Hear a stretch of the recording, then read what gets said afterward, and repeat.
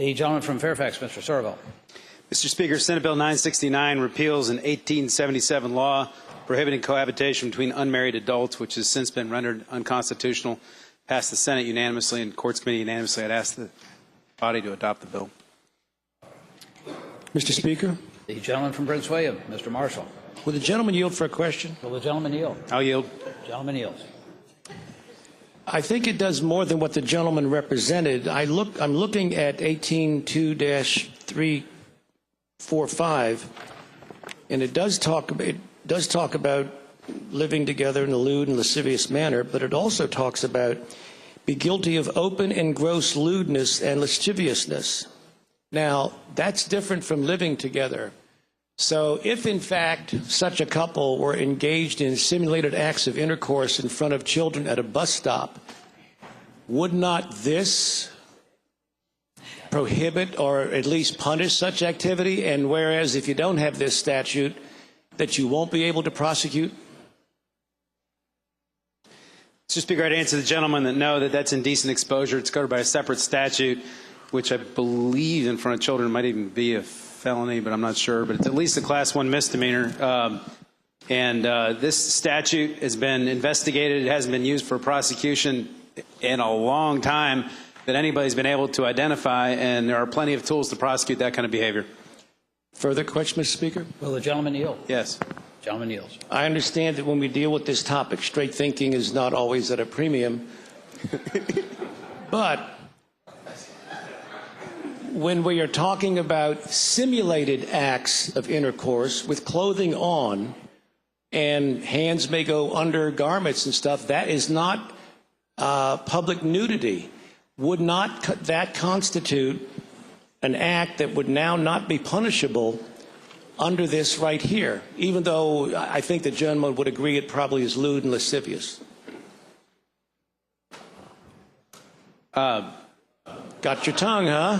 Now, well, I would say to the gentleman that, all right, Mr. Speaker, I'd say to the gentleman that I have not, again, if that kind of behavior is going on in the Commonwealth, I have not heard of a single instance of somebody not being able to prosecute it.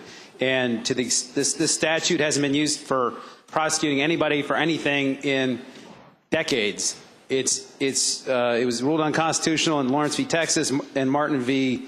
Zaherl, and it needs to come off the books. It's simply not used anymore. The only time you ever see it referenced is in employment law cases, and not very effectively at that. Mr. Speaker, would the gentleman yield for yet another question? Will the gentleman yield? I'll yield for one more question. Gentleman's yielding for one more question. You better make it good. It better be good. Okay. Well, since the gentleman can't follow my thinking, witness the lack of a direct answer on this topic, I think the gentleman misreferenced Lawrence v. Texas. That had to deal with cohabiting. It did not deal with open, lewd behavior. Is not that correct? Lawrence v. Texas, I believe, I haven't read it in a while, but it had to do with two people in a bedroom. I can't remember if they were living together or not. Lawrence v. Zaherl was a Virginia case which had to do with a boyfriend and girlfriend, and that was a Virginia Supreme Court case. I can go back and read that again, but I think the gentleman's correct. But notwithstanding that, I think the cases stand for the principle that individuals have a right to privacy in their home, and that this statute would be unconstitutional the way those cases have been read. Mr. Speaker, I have a motion. The gentleman may state it. I think that we should send this back to committee because it appears that even the advocate and co-patron of the bill, I got him a little bit tongue-tied when I described a situation that he clearly was uncomfortable with, but did not want to directly answer that it would be in the realm of non-criminality. And furthermore, the overreach of what the gentleman said, while cohabitation may have been struck down by Lawrence v. Texas, this other kind of behavior was not. And so I urge my colleagues to send this back to Courts Committee. The gentleman from Prince William, Mr. Marshall, moves that Senate Bill 969 be re-referred to the Committee on Courts of Justice. As many as favor that motion will say aye. Aye. Those opposed, no. No. The motion is rejected. Shall the bill pass?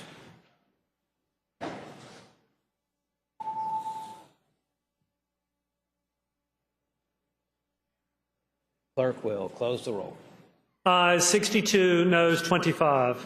Ayes 62, noes 25. The bill is passed.